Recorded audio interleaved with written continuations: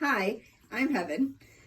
For my math game, I created a Boardwalk activity that helps students with their addition and subtraction skills within 100, which is a second grade math standard.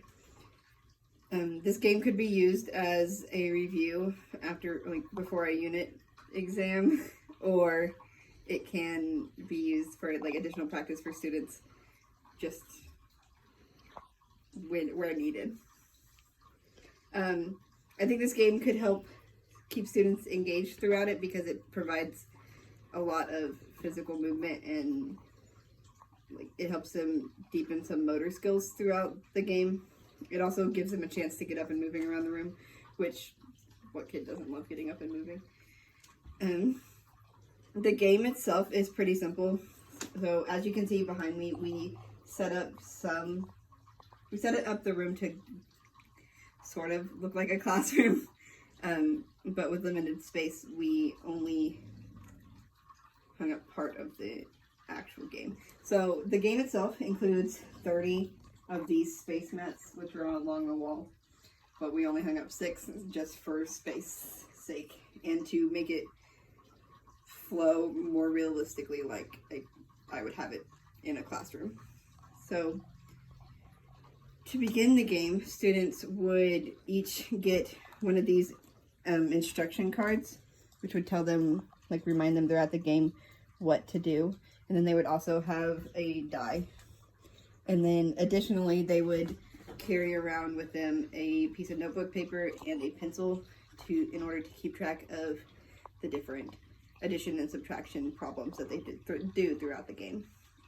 So to begin playing, they would roll their die to determine how many spaces they would move forward in order to begin.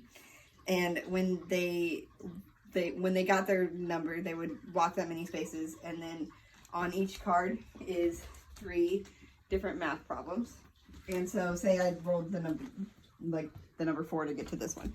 I would walk up here and I'd say, oh, there's 3, and I want to do this one. So 30 minus 12. And I would work it out on my note sheet, and then I would, after completing the problem, I would open it to see if my answer was right. And so let's say if I got it right and I said my answer was 18, then I would look over here where it says if right, then since it's an even number, I would have to do 5 jumping jacks before rolling my dice and continuing. So repeating what we just happened. But let's say I answered it as 12 instead of 18. Then I got it wrong. I would see where the problem, where my answer was wrong, and I'd be moved back 3 spaces and then repeat the entire process over again. So yeah. I guess now I can show you how to play, I guess. So I don't have paper, but so I would roll my dice. And I got 3. So then I would come along with my pencil and paper that I don't have, and I would go 1, 2, 3, and we'd come over here, and I would come here and I'd look at the corresponding math problems, and I would pick which one I want to do. They don't have to do all 3; they just have to pick one. So which one do I want to do?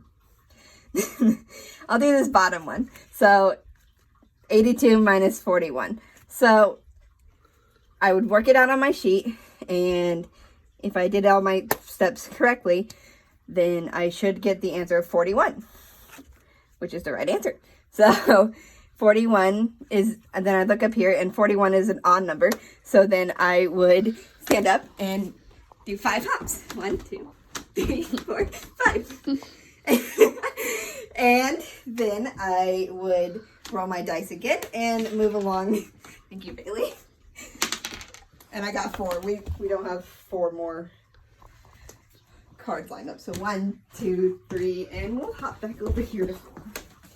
And then we repeat. So let's say I pick this one, and 39 plus 12, and I said my answer was 67.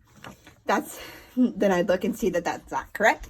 So then I would look at the if wrong section, and I would have to move back 3 spaces. So I would go back over here and go 1, 2, 3 in order to move back.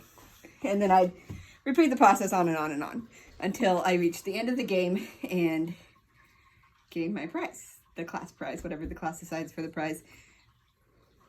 Yep. That's about it. I mean, yeah. Thank you.